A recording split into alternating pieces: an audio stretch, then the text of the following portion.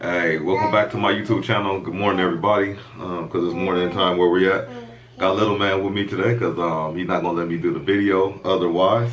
But yeah, we're doing the reaction to Vice is doing a documentary about the dark side of the ring.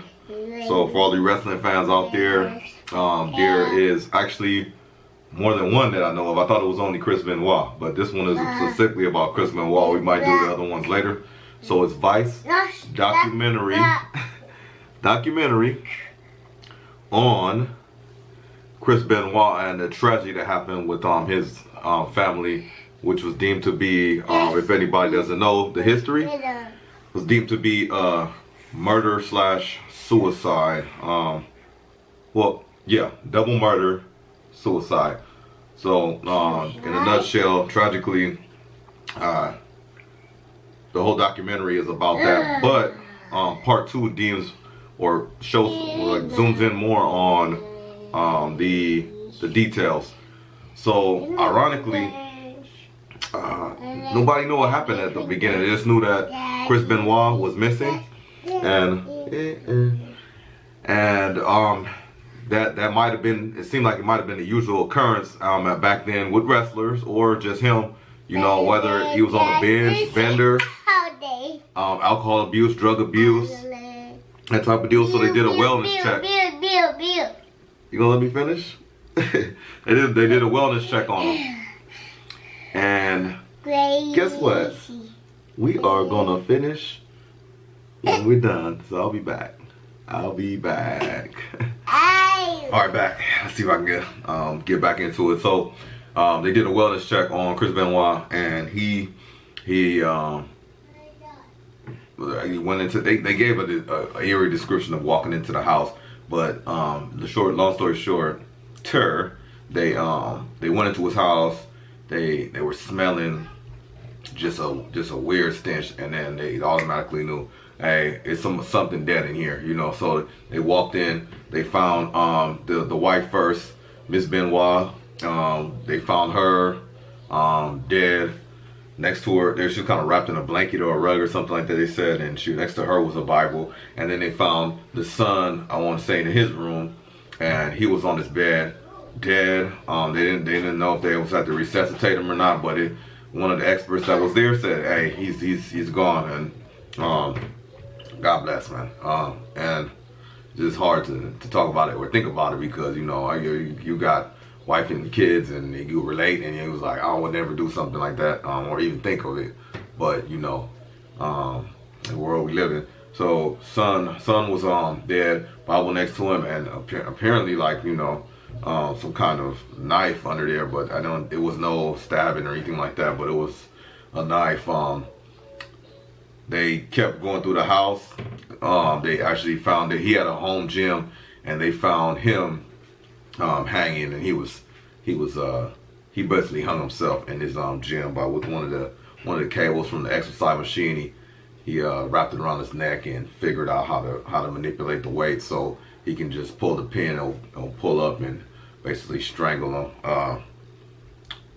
So there's a lot of twists and turns to this. So the big part about it was on WWE or WWF at the time, all they know is that they lost a brother in arms and all this type of stuff. So they had a whole, I think I remember this, but then again, I don't know if I was too into wrestling. It was a gap in that time frame. 2007-ish, around that time, I wasn't really watching it like that anymore. I didn't have time, and then it was like kind of bogus to me at the time. But they basically did a whole special, you know, like when somebody passes in the NBA, NFL, whole tribute. One of the greatest wrestlers of all time. They have his boys line up and stuff like that. So imagine like I'm talking about, like, imagine if you were they asked me to do something, your best friend or one of your homies or whatever died, and I'm like talking so good, I'm good on him, and apparently he was like that. But then you find out they did something so despicable, and it's like wow, you know, like that's out, like, dang, you know, you can't take back those words. It's on film, it's online, it's on everywhere, you know.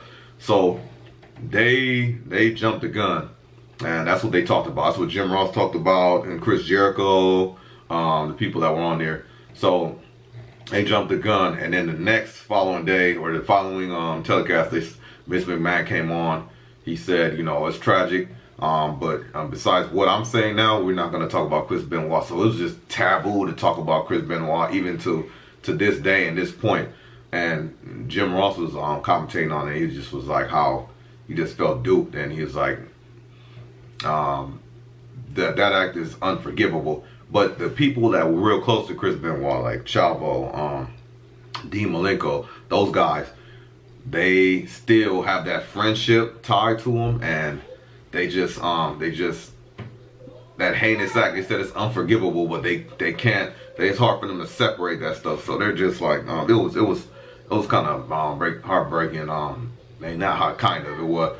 David Benoit, his son, man, looks just like was, as I said in the first one. He was in the first part. He's in the second part and played, and he had a grudge against because him and the wife, Miss Benoit's sister, they said that the wrestling world just turned on them, turned their back, didn't go out to help. They said the woman, her sister said no one reached out to help. David Benoit said the only people was Chris Jericho and Chavo. And shout out for them for that. They were by his side and supporting him, man. He's an innocent bystander, man. Like he had nothing to do with that, and it's just like he's like suffering from all this agony, and they already took a loss. And what came out good about this toward the end is in the documentary in real time. David Benoit said, I haven't talked to any of Mrs. Benoit, like his wife, like his stepmom's family or anything like that. And then the woman said, oh, she's tried to talk to his kids that's still around, but it was failed pretty much. Like family members were in there, like don't be around her, and they're blaming you for this stuff, or they're blaming us. And it's a sibling rivalry, and they were very close. And it turned out in the documentary that they got together because of the documentary, and they went to see a wrestling show. Chris Benoit's on, I don't know if it was AEW or something in Japan or something like that, or maybe even WWE, but I don't know how old this was filmed or how past it was filmed. But that was a good part. Chavo was in there supporting them. That was good. Back to the issue at hand. They did the show. Then blackballed. Chris Benoit is pretty much blackballed, as he should have been.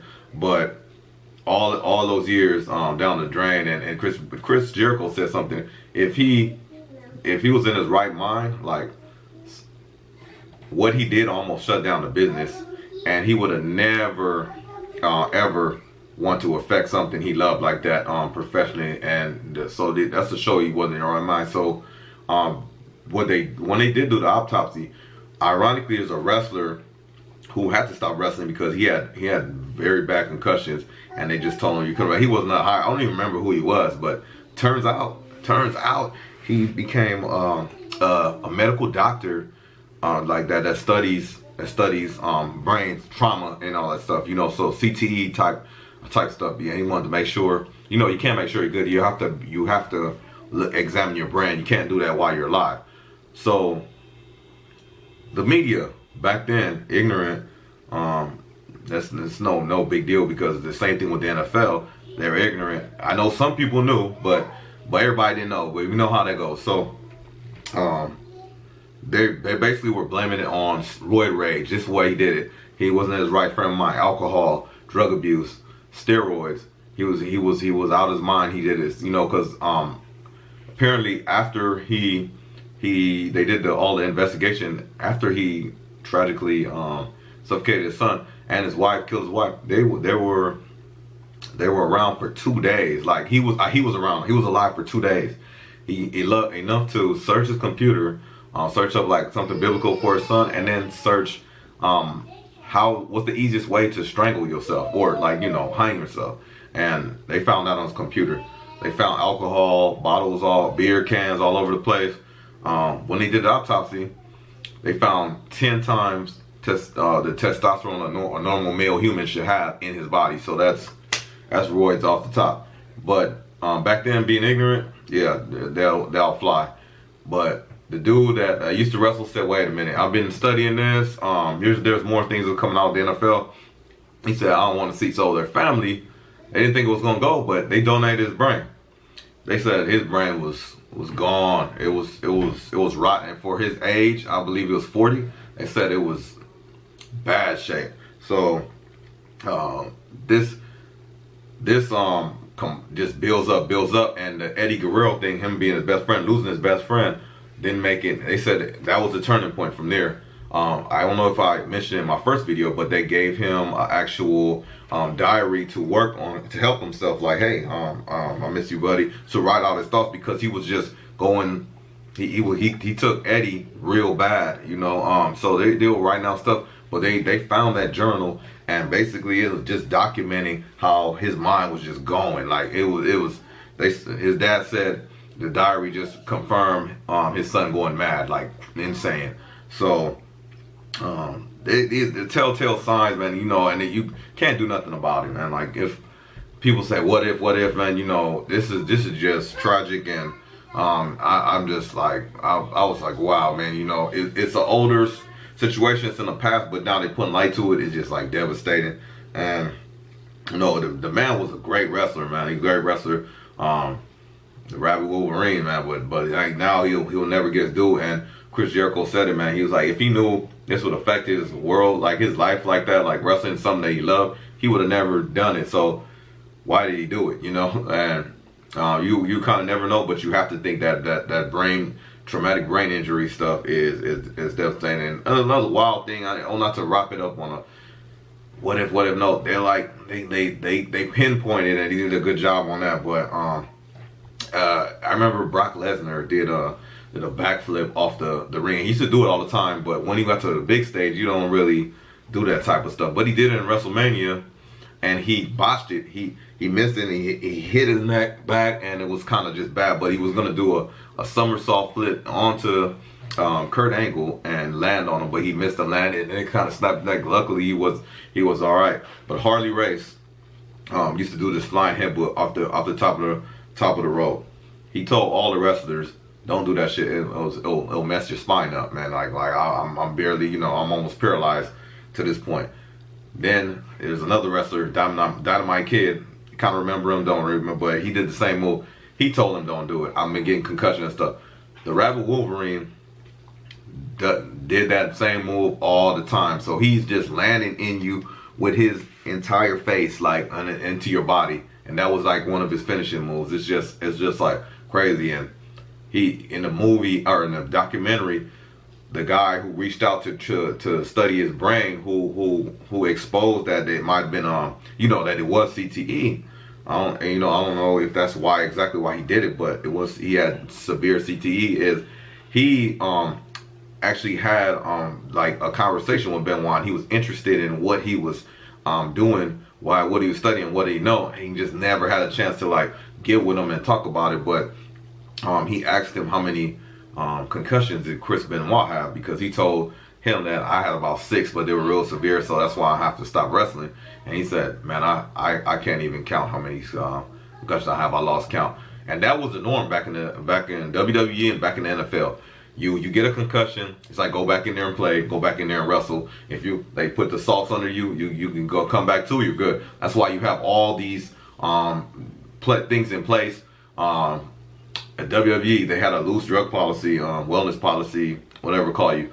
They had one in place, but they said it was a joke. So now all these things that now that we know a lot, they're in place to protect the players and protect the wrestler. Unfortunately, stuff like this has to happen for that stuff to happen. But man, you know, just a sad documentary. I'll just say that. I'll put the link in the description. This is done by Vice, but I found another YouTube user who was able to share it. I don't know if that was early or something, but that's gonna be, looks like a woman's page. It's gonna be her page. I'm gonna subscribe because it was good to see early, but you know, it's a Vice documentary, and it just makes you think and cringe. luckily, like I'll say this about the WWE and the NFL, they're doing everything they can do now that they have, or I'm saying now they have, now that they know supposedly, or they're informed and everybody else is informed. They're doing the best they can do to protect the wrestlers and their players and stuff like that, because it's a serious thing, man. You should think, and then people are doing it for the love of it, like chair smacks in the face, getting knocked out on the football field. Like, it's just a badge of honor. But you wouldn't do nothing but that unless you was passionate about it. But who in their right mind, if I'm doing a YouTube video, but I gotta get knocked out to do it, and to be good at it, I'm cool, you know what I'm saying? But I would have to really love it, be down into it, and that's what some of these dudes were, and it's like the norm. Well, we gotta change the norm, you know. We gotta change the norm. So stuff like that don't happen. You have you have a wife and a boy you took out, I mean, I would like to say just because, you know, you were going kind of mad, but man, you know, it's too much to point toward, man. You know, to speak on. You know, I'm just one person, but the documentary is deep. I thought there were like maybe 4 or 5 parts. This might have been the final one, and really they wrapped it up pretty good. Informed people, and